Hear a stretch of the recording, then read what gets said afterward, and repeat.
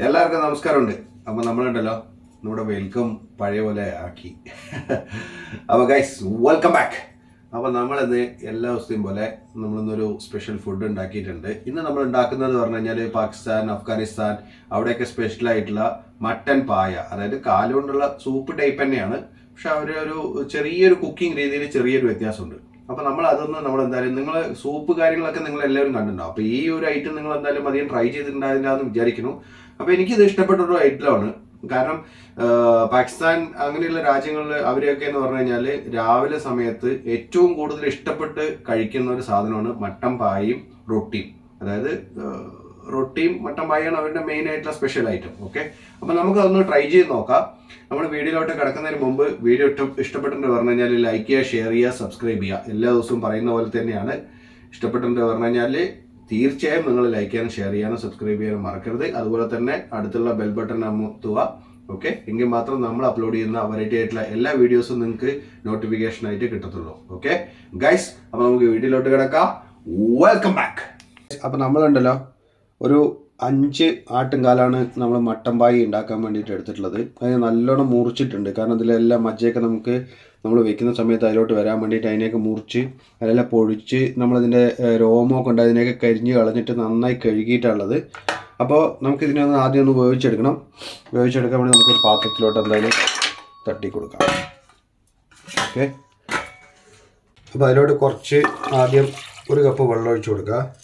അതിലോട്ട് നമ്മൾ ആദ്യം ഒരു 4 ഏലക്കായ്, കുറച്ച് കുരുമുളക്, അതുപോലെ തന്നെ പട്ട, ഗ്രാമ്പു ഇതെല്ലാം ഉണ്ട്. ഇതൊന്നും നമ്മൾ ഇതിലിട്ട് കൊടുത്തിട്ട് ഇതിലോട്ട് ഒരു 2 ടേബിൾ സ്പൂണ് ഇഞ്ചി ഗാർലിക് പേസ്റ്റ്. ഇത് നമുക്കൊന്ന് ഒരു 10-15 മിനിറ്റ് ഇത് അടച്ചു വെച്ചിട്ട് നന്നായിട്ട് ഇതിനൊന്ന് വേവിക്കാം. ഓക്കെ, എന്നിട്ട് ബാക്കി നമുക്ക് പരിപാടികളെന്ന് പറഞ്ഞു ഗൈസ്. അപ്പോൾ നമ്മുടെ ഉണ്ടല്ലോ മട്ടൻ ഒരു മീഡിയം ലെവലിൽ വെന്ത് വന്നിട്ടുണ്ട്. ഇപ്പോൾ ഒരു 10-15 മിനിറ്റ് ആയിട്ടുണ്ട്. കാരണം മട്ടനൊക്കെ ഒന്ന് വിട്ട് വരാൻ തുടങ്ങിയിട്ടുണ്ട്. അപ്പോൾ നമുക്കിതിൽ കുറച്ച് മസാല കയറ്റാനുള്ള പരിപാടിയുണ്ട്. അപ്പോൾ അതൊന്നും നമുക്ക് നോക്കാം. എന്തായാലും എണ്ണ ചൂടായിട്ടുണ്ട്. അപ്പോൾ നമുക്ക് അതിലോട്ട് പട്ട, ഗ്രാമ്പു, ഏലക്കായി കുറച്ച് ആദ്യം ഒന്ന് ചൂടായിട്ടുണ്ടല്ലോ. അതിലോട്ടൊരു 3 ടേബിൾ സ്പൂണ് ഇഞ്ചി ഗാർലിക് പേസ്റ്റ്.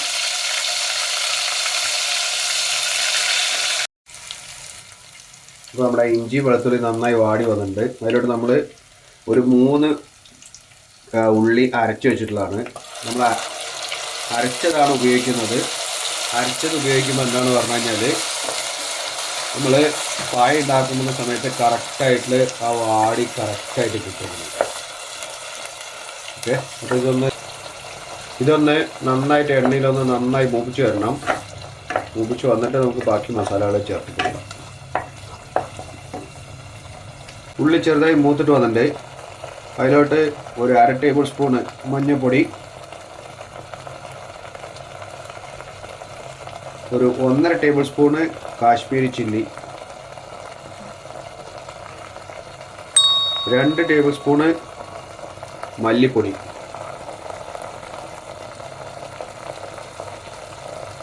ഒരു 1/2 ടേബിൾ സ്പൂണ് കുരുമുളക് പൊടിച്ചത്, 1/2 ടേബിൾ സ്പൂണ് കുരുമുളക് പൊടിച്ചത്. ഇതൊന്ന് നന്നായിട്ടൊന്ന് വാട്ടിയെടുക്കണം. ഒരു 1/2 ടേബിൾ സ്പൂണ് ചെറിയ ജീരകം, അതുപോലെ ഒരു 1/2 ടേബിൾ സ്പൂണ് വലിയ ജീരകം പൊടിച്ചതാണേ. ഇതൊന്ന് നന്നായിട്ടൊന്ന് മിക്സ് ചെയ്ത് കൊടുക്കുക. എന്നിട്ട് അതിലോട്ട് നമുക്ക് പാകത്തിനുള്ള ഉപ്പ് ഞാനിപ്പോൾ എന്തായാലും ഒരു 1/2 ടേബിൾ സ്പൂൺ ഇടുന്നുണ്ട്. നമ്മൾ നോക്കിയിട്ട് നിങ്ങൾക്ക് ആവശ്യത്തിന് എത്രയാണ് ആവശ്യം അതിനനുസരിച്ചിട്ട് നമുക്ക് ഇടാവുന്നതാണ്.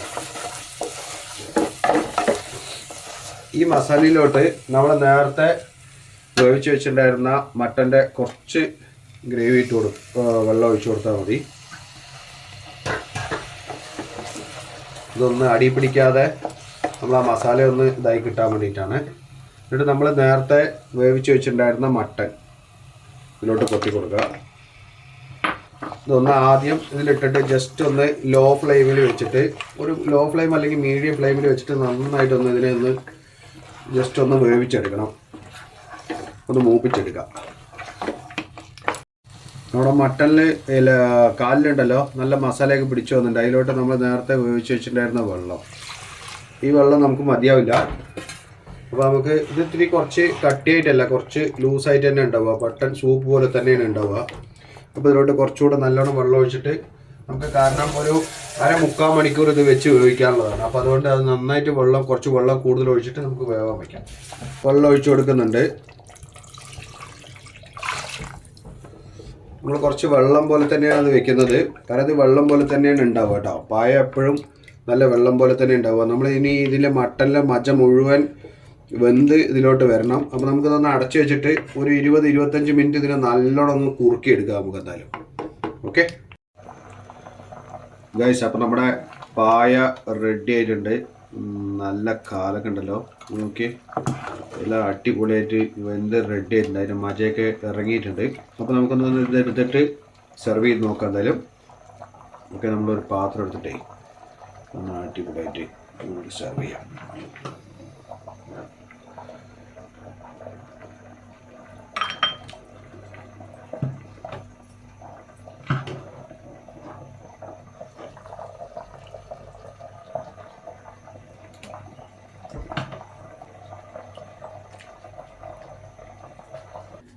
കുറച്ച് ചെറുതായിട്ട് മല്ലി, ആഹാ അടിപൊളി. അപ്പോൾ നമ്മുടെ പായ റെഡി ആയിട്ടുണ്ട്. നമുക്കിതൊന്ന് ടേസ്റ്റ് ചെയ്ത് നോക്കാം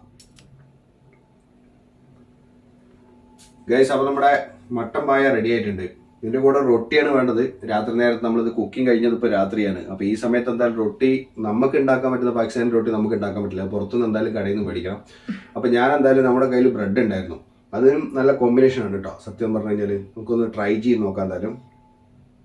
കുറച്ചിങ്ങനെ കട്ട് ചെയ്തിട്ടുണ്ടല്ലോ, എൻ്റെ ആ സ്കിന്നും ഇതൊക്കെ കുറച്ച് ഇങ്ങനെ എടുത്തിട്ട്